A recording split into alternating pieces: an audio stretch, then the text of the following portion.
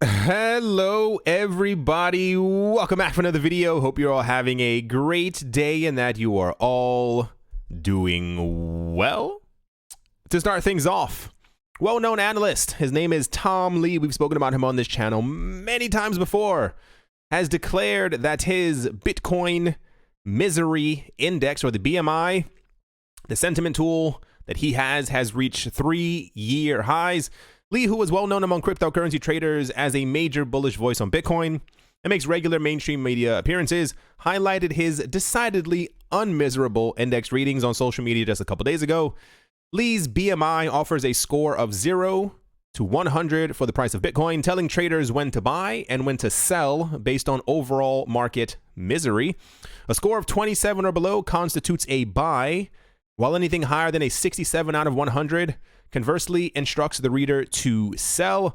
After Bitcoin's price rose $1,300 in a couple days to $5,300 last week, the BMI saw a dramatic awakening, having previously languished at 34 at the end of March.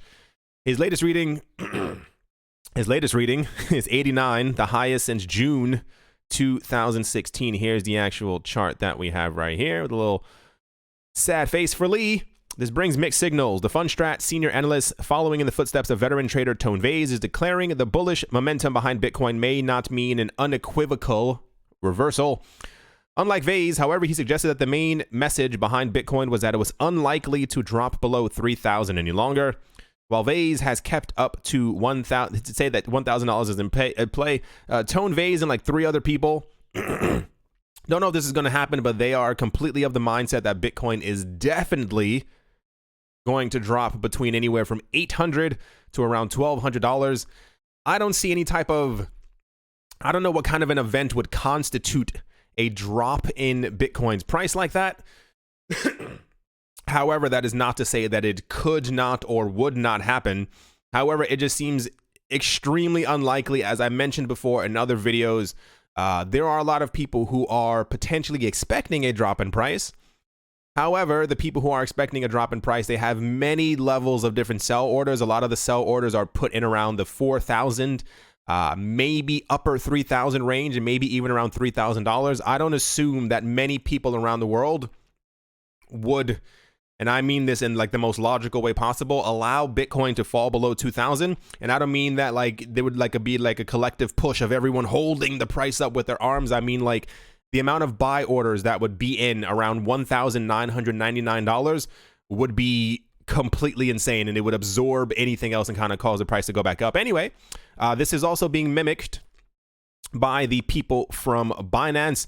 They created a document, a research, kind of want to call it. According to the document that they have titled Investigating Crypto Asset Cycles, and published through Binance's research arm, there are many signs that Bitcoin has established a long-term floor in this bear market. Binance's researchers and analysts first looked to the relationship between altcoins and the market leader, specifically their composite correlation, how that lines up with movements in the broader market. They explained that just recently, months after Bitcoin collapsed from $6,000 to $3,000, the two subsets correlation reached an all-time high, suggesting that a trend reversal may possibly ensue. This was also noted by Changpeng Zhao a couple of days ago as well, where he said he firmly believes that the Bitcoin price has already bottomed, that the price has bottomed before, and now we are in a situation where prices are kind of just recovering and going back up.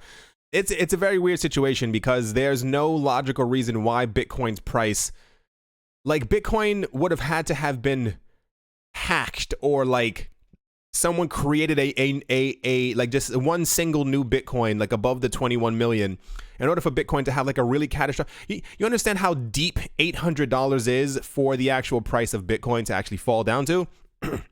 Anyway, I believed that the $6,000 amount was the bottom for Bitcoin, and then we had SV born, and that is what caused the price to drop down to 3,000. And this is kind of what a lot of people, for some reason, a lot of people don't take into account the fact that every other time that we've had not just a normal Bitcoin fork, but like a major coin forked off of Bitcoin that, like, you know, was in the news and caused a lot of like a stir and stuff like that, the Bitcoin's price fell dramatically after. It happened after cash. It happened after gold. I think it happened a tiny bit after diamond, and it happened a lot after SV. A lot of people keep saying that the drop from 6,000 to 3,000 was completely normal, but it happened the day that we got Bitcoin Cash Satoshi's vision. So I believe that played a huge part in it. I think we were always meant to be around 6,000, 7,000, 8,000. Anyway, yeah. So I can, here's the actual document from Binance. Let's move on. Next up, French insurance markets can now invest in cryptocurrencies following the passage of a new law. Foreign exchange news agency FX Street said a couple days ago. On the 11th of April, the National Assembly of France adopted a bill that is designed to stimulate local business development, including redirecting savings from individuals to businesses, according to local news agency Les Echos. According to Reuters, the Assemblée Nationale voted 147 in favor and 50 people were against it. Known as the Plan d'Action pour la Croissance et la Transformation des Entreprises, or PACT, the act reportedly allows insurance providers in France to invest in cryptocurrencies such as Bitcoin with no limit on the amount of investment. According to FX Street, a dual provision of the act enables, insurers to invest in crypto through specialized professional funds and allows them to offer life insurance policies exposed to crypto. That is very important. The new measure will also impact professional capital investment funds. And then they talk about the blah, blah, blah, so-and-so. They said or claimed it was not primarily the objective of the pact over here to deal with cryptocurrencies, but of course it was part of it because it was in the actual thing. I'm always very interested in anything, or rather, first of all, I'm interested in things that have to do with like life insurance policies or pensions that have to do with, I guess, everyday normal people. And we're seeing a lot more little tiny steps of countries and institutions and banks and corporations getting into the cryptocurrency space in this way. And the other thing is that I like when we get news about countries who are passing laws for the adoption of cryptocurrencies. And it's weird in its own way that you have to pass a law to allow someone else to be able to do something, what have you. However, this is the beginning of when people are allowed to start putting money into these things and they realize, or eventually sometime in the future, should they make a profit or a hefty profit, this kind of causes other people to say, well, they made 1.5 million for so-and-so, and so why can't we also do the same? And this causes this huge trickle of money to get into the cryptocurrency space. And then eventually that becomes a complete tidal wave when we start having an actual bull run and everyone realizes, hey, there's a lot of money to be made. So I love when countries pass things like this because it kind of just shows the way forward for the market. Next up, Zappo CEO Wences Casares believes that it would be apologies. He said it would be irresponsible for any investor not to have at least 1% position in Bitcoin, as it could have a major impact or a bigger impact on the world than the actual internet. I'm not going to even get into the why Bitcoin is going to be bigger than the internet. Side note, not financial advice.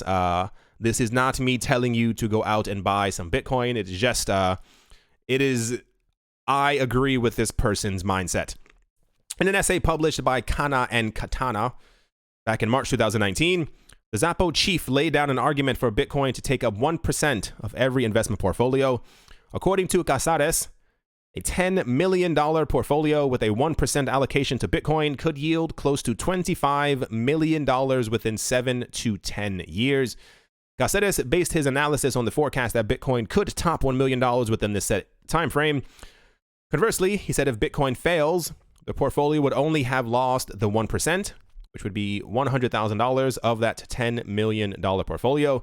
He said Bitcoin offers a unique opportunity for a non-material exposure to produce a material outcome. It would be irresponsible to have an exposure to Bitcoin that one cannot afford to lose because the risk of losing the principal is very real, but it would almost be as irresponsible to not have any exposure at all.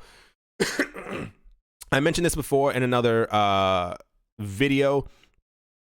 Yeah, how do I put this into words? I know that a lot of people are very obsessed with altcoins, But please try to keep your mind in the right place and understand that while you may not like Bitcoin, Bitcoin, for all intents and purposes, somebody thought I said intensive purposes one time in another video, and I couldn't correct them because I had already said it in a video.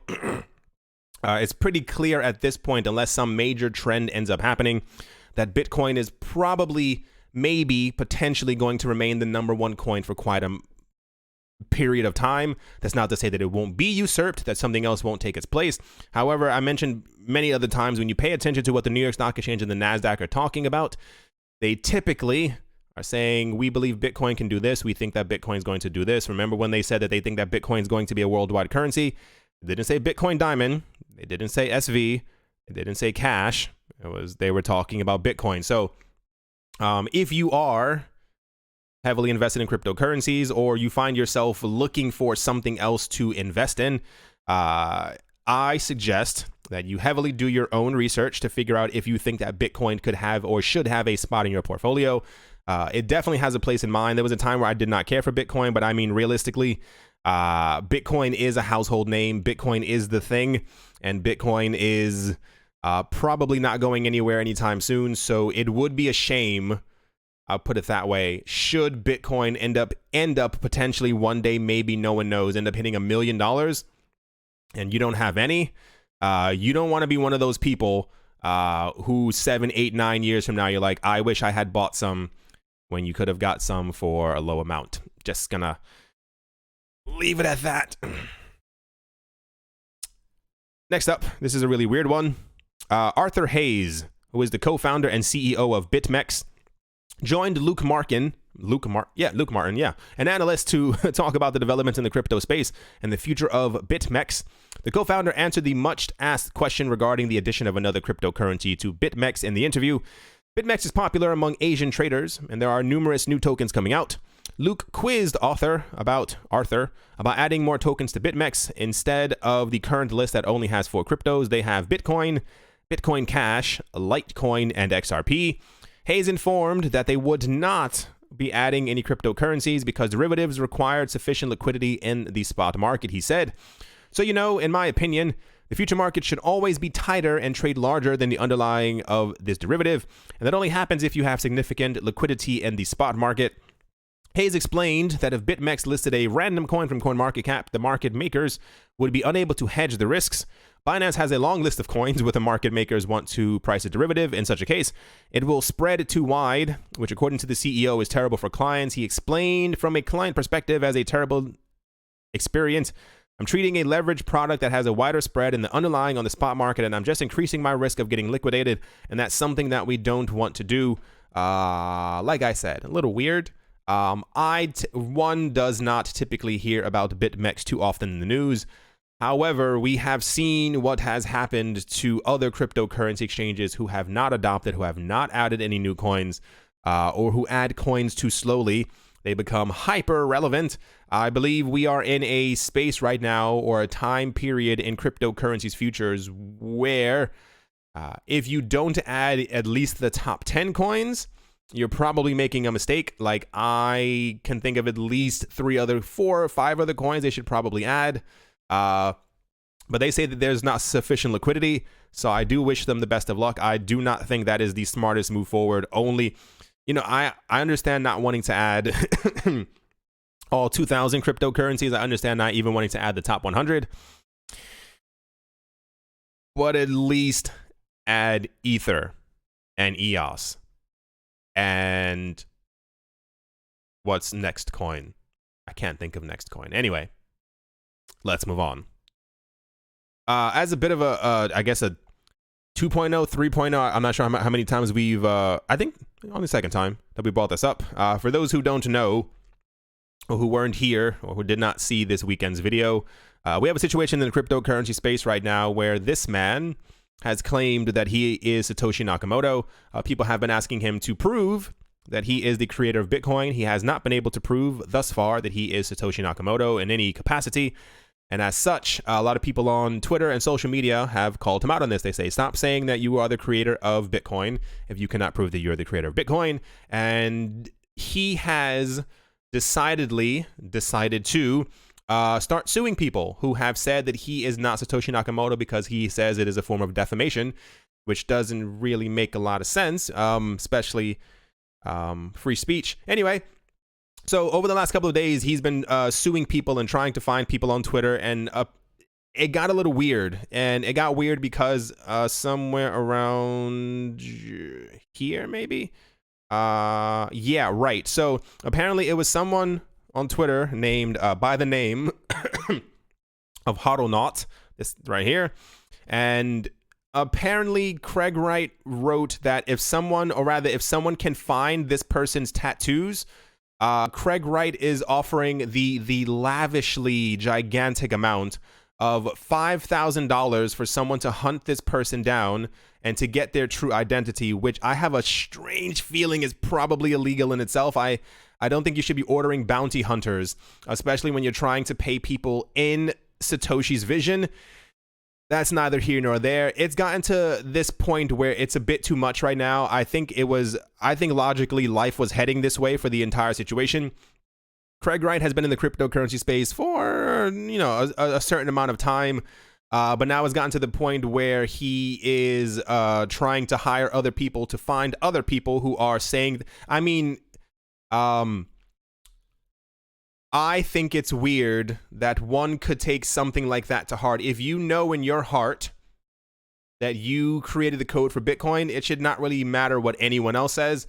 But when you start hunting other people down, it gets a little weird. And because of this, we had news a couple days ago that the CEO of Binance, Changpeng Zhao, announced that he was going to delist Satoshi's vision because of the ridiculousness. Like, it's kind of like, people talk about Vitalik Buterin, people talk about Brad Garlinghouse, people talk about Hoskinson all the time, negative things. They call them names.